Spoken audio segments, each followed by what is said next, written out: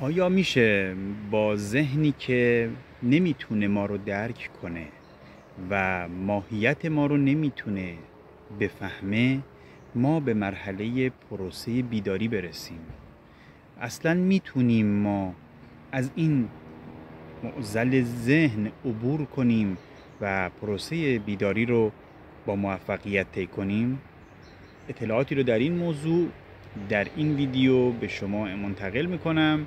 امیدوارم که به کارتون بیاد. برای گرفتن این اطلاعات تا انتهای ویدیو با من همراه باشید.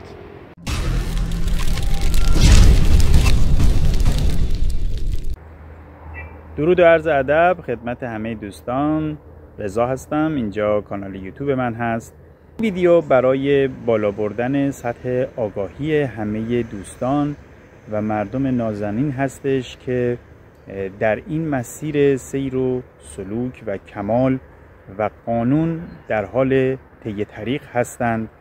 اطلاعاتی رو طبیعتاً در این موقعیت بسیار لازم و ضروری میدونم که باید هر لحظه به شما منتقل کنم، یادآوری کنم و شما به یک بیداری خوبی برسید تا بتونید این مسیر رو به راحتی طی کنید و از اون لذت ببرید. اینکه چرا ما باید دائم در این منطقه و در این موقعیت طبیعت باشیم، اینکه چرا ما باید دائم از طبیعت انرژی بگیریم، خودش یکی از ارکان مهم این موضوع هست. باید بدونی که در این مسیر انرژی و اطلاعات و بالا بردن آگاهی حرف اول رو میزنه و باید بدونی که ما یک ذهن خاصی داریم که این ذهن ما رو نمیشناسه. دوستان، ذهن ما رو نمیشناسه، اصلا نمیتونه ماهیت ما رو درک کنه و تا اونجایی که بهش اطلاعات میدی با همون تو رو بررسی میکنه و وقتی که انرژیت بالا باشه یه تداخلی با این ذهن به وجود میاد. چون ما در مسیر آگاهی که در حال طی طریق هستیم به هیچ عنوان از اطلاعات ذهن نمیخوایم استفاده کنیم، چون به کار ما نمیاد، ولی از قدرت ذهن میتونیم استفاده کنیم. ما یک انرژی عالی و پاک و خالص هستیم که در این جهان هستی بودن رو تجربه میکنیم در قالب انسان. من حقیقی ما همون آگاهی ماست. پس ما باید اینو بدونیم که اجازه نداریم چیزی رو که نیستیم در این جهان تجسم کنیم، تصورش کنیم، تخیلش کنیم و بخوایم اصلا به دستش بیاریم اون چیزی که نیستیم. ذهن ما یک رابطی است بین آگاهی و جسم ما. همین. ذهن فقط چیزهایی رو قبول میکنه که دیده. پس در نتیجه ما چیزی که باهاش در ارتباط هستیم، مسائل ماورایی، مسائل شهودی، هیچ وقت ذهن نمیتونه در این زمینه به ما کمک کنه، چون نه دیده و نه قابل دیدن هست. تا زمانی که ما در کنترل ذهنمون باشیم مطمئناً نمیتونیم کنترل خودمون رو در دست داشته باشیم و به یک آگاهی خوبی برسیم و حتی نمیتونیم خودمون رو بشناسیم. همین رابطه بین ما و جسم ما که از طریق ذهن انجام میشه، همین برای ما شخصیت میسازه و این نشون دهنده قدرت ذهن ماست که میتونه جای ما فکر کنه، جای ما تصمیم بگیره، جای ما حرف بزنه. وقتی که ما با ذهن خودمون هر چیزی رو بخوایم بررسی کنیم، وقتی که بخوایم از ذهنمون در هر چیزی کمک بگیریم، نمیتونیم به درک حقایق واقعی جهان هستی و یونیورس و اون ماهیت اصلی خودمون پی ببریم. برای اینکه به این مهم دست پیدا کنیم و ذهن رو در کنترل بگیریمش، باید ذهنمون رو خیلی خوب بشناسیم و نحوه بازی کردنش رو خوب بدونیم.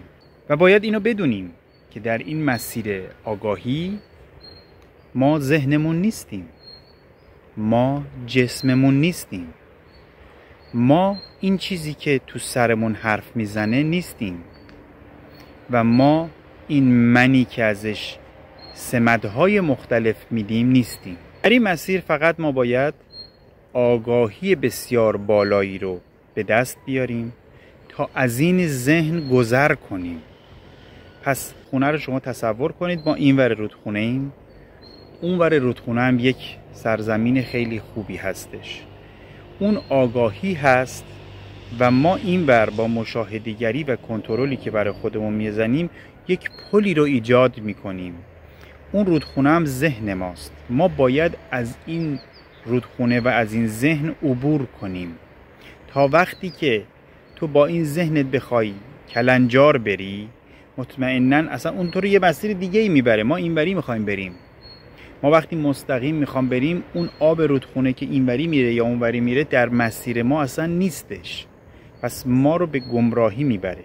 پس تو باید از روی این پل عبور کنی و با این آگاهی، با این انرژی که داری که همون پل هست، به اون آگاهی که اونور اون رودخونه هست برسی تا بتونی به اصل خودت دقت بیشتری داشته باشی. یکی از چیزهای بسیار مهمی که از بچگی ما به ارث بردیم سیستم اعتقادی ماست که یک حقیقت جعلی رو برای ما ساخته. تا وقتی که تو در سیستم اعتقادی خودت، یعنی ذهن یک موضوعه، یه پکیج دیگه هم بغل هستش که از اعتقادات ما صحبت میکنه. خیلی دوستان در این ویدیو مشاهده‌گر هستند، میتونه در ادیان مختلفی باشه. کسانی که با من صحبت میکنن هم میتونه مسلمان باشن، هم میتونه مسیحی باشن، کلیمی باشن، یهودی باشن، ولی اصلا ما در این مسیر ضمن اینکه ذهن رو نیاز نداریم، به هیچ نوع اعتقادات ذهنی نیازی نداریم. ما فقط یک ناظر داریم که از پشت ذهنمون ما رو در حال مشاهده‌گری هست. این رو باید همیشه حواست باشه.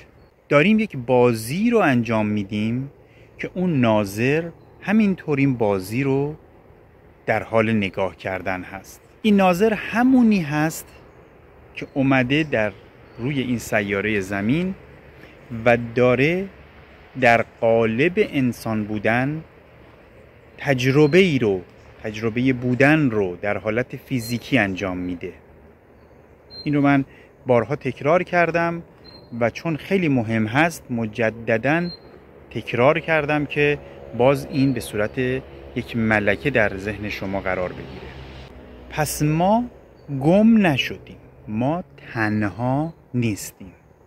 کسانی که احساس پوچی میکنند، فکر میکنند تو این دنیا گم شدن یا تنها هستند، اینا به یک باورهای غلطی دوچار هستند. ما دقیقاً یک ناظر و یک قدرت با یک انرژی بی‌نظیر بر روی این سیاره هستیم که فقط داریم یک نوع بازی رو انجام میدیم و این بازی رو در حال مشاهده هستیم.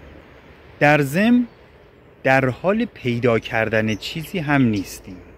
ما بر روی این سیاره زمین در حال پیدا کردن چیزی نیستیم، ما فقط مشاهده میکنیم. یک سری موانعی داریم که نمیذاره ما اون درک واقعی از یک حقیقت مطلق رو انجام بدیم. اون واقعیت ها، اون موانع رو تو باید بشناسی تا از این موقعیت عبور کنی و به ماهیت اصلی خودت پی ببری. پس راهکار ما شد عبور از ذهن و این رو فهمیدیم که پروسه آگاهی و بیداری کار ذهن نیستش. کار ذهن دقیقاً مثل این میمونه که شما تصور کنید یک دایره‌ای وجود داره و شما اون ریسمانی رو میگیری و میبره تو رو توی یک دایره‌ای که یک سری اطلاعات هستش که از قبل بوده و تو رو فقط میبره توی همون دایره و این یک دور باطل هست که در ذهن قرار میگیری. از مسیر اصلا منحرف میشی. مثل یه گرداب میمونه. تو میخوای در یک موقعیتی ادامه مسیر بدی، ولی چون با ذهنت برخورد میکنی و از اون اطلاعات میخوای استفاده کنی، تو وارد اون گرداب میشی. این تصویری که من برات ایجاد کردم که بدونید وقتی که وارد مسئله ذهنی میشی در چه موقعیتی قرار میگیری، و به خاطر همینه که خیلی ها پروسه بیداری رو یک موضوع دردناکی میدونند، چون به شکست ختم میشه. خب حالا ما چجوری بدون ذهن به این پروسه بیداری برسیم؟ خیلی ساده است. شما میتونید توجه و تمرکز خودتون رو به یک موقعیت بدید. مثلا توجه خودتون رو بیایید روی دستتون الان قرار بدید. دستتون رو با هر مدلی که هست، به هر میزان، کوتاه، بلند، سفید، سیاه، هر مدلی که هست بهش توجه کنید و به هیچ چیز دیگه‌ای جز این دستتون توجه نکنید. یه تمرینه، خیلی هم ساده است. نمیخواد بری از جایی بخری، نمیخواد جای خاصی بری. همونجا که نشستی به یک انگشت خودت، به یک دست خودت نگاه کن، توجه کن و تمرکز کن و هیچ چیزی رو غیر از این سعی نکن ببینی، سعی نکن توجه کنی. فقط چیزی که اینجا خیلی مهمه اینه که سعی کن دست خودت رو احساس کنی. توی رگهای تو رو توی دستت جاری هست رو کاملا حس کنی. قشنگ ببینی هر اتفاقی که داره روی دست تو میافته، سرد، گرم، در حالت افقی قرار داره، عمودیه، هر مدلی که هست رو سعی کن کاملا بهش توجه کنی. این پروسه‌ای که الان انجام دادی یک پروسه بسیار ساده‌ای بود. بودن بدون ذهنیت. بودن بدون ذهنیت. ببینید دوستان، من همه مطالب رو تلاش میکنم به صورت ساده برای شما بگم، ولی تو همین ویدیو مطالبی رو گفتم که کدهای خیلی خاصی رو برای شما باز میکنه اگر به درک اون برسی. گفتم ما در این مسیر شهود و درک ما اصل موضوع هستش، نه چیز دیگه. پس ما بالاتر از تصورات ذهنمون هستیم، برای همین ذهنمون ما رو نمیشناسه. وقتی نمیشناسه نمیتونه با ما همراه باشه. شما تو زندگی با کسی که میشناسی همراه میشی. پس ما کسی رو که میشناسیم میتونیم با اون هم مسیر بشیم. ذهن ما نمیتونه با ما هم مسیر بشه. ذهن ما مثل یک آدم قرزنیه که میخوایم یک مسیری رو بریم و او فقط نشسته قر میزنه. کی میرسیم؟ چرا نمیرسیم؟ خسته شدیم، بیا حالا برگردیم. میدونی هرچی بری باز دوباره بعد همینم برگردی. شروع میکنه اینو هی حرف زدن. من اینو توی موقعی که کوه بیشتر میرفتم، چون یه زمانی من در یک موقعیتی زندگی میکردم که صبح تا شب کوه میرفتم کوه. قبل از موقعیت دیپلم و این حرفا بودش، ولی خب الانم خب میرم همچین کاری رو انجام میدم، ولی اون موقع دیگه یک روتین روزمره‌ام بود. ساعت 8 میرفتم، ساعت 6 بعد از ظهر برمیگشتم.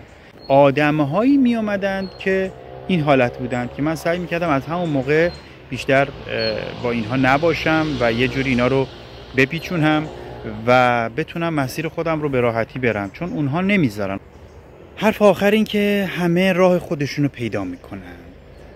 این ویدیوها، این مطالب برای اینه که ما بتونیم خیلی بهتر به این موقعیت برسیم، خیلی زودتر به این موقعیت برسیم. مثلا کسی که کلاس دوم دبستانه بالاخره میره سوم، بالاخره میره چهارم، ولی بعضی وقتا یکی میاد یک فشرده سازی میکنه، یک زمانی رو میذاره که مثلا در یک سال 2 کلاس رو بخونه. خب این موضوع قبلا بوده، یه مثالی زدم که قابل لمس باشه. در نتیجه این آگاهی ها برای اینه که ما این مسیر رو زودتر طی کنیم. کوه را با تیشه کندن بهر عاشق سخت نیست، آب هم در سنگ راه خیش پیدا می کند. خنده بر دیوانگان عشق بنمودن خطاست، آنچه مجنون می کند از بهر لیلا می کند. هر سفیدی نیست زیبا، هر سیاهی زشت نیست، چشم را رنگ سیاه سرمه زیبا می کند. مواظب خودتون و افکار خودتون باشید.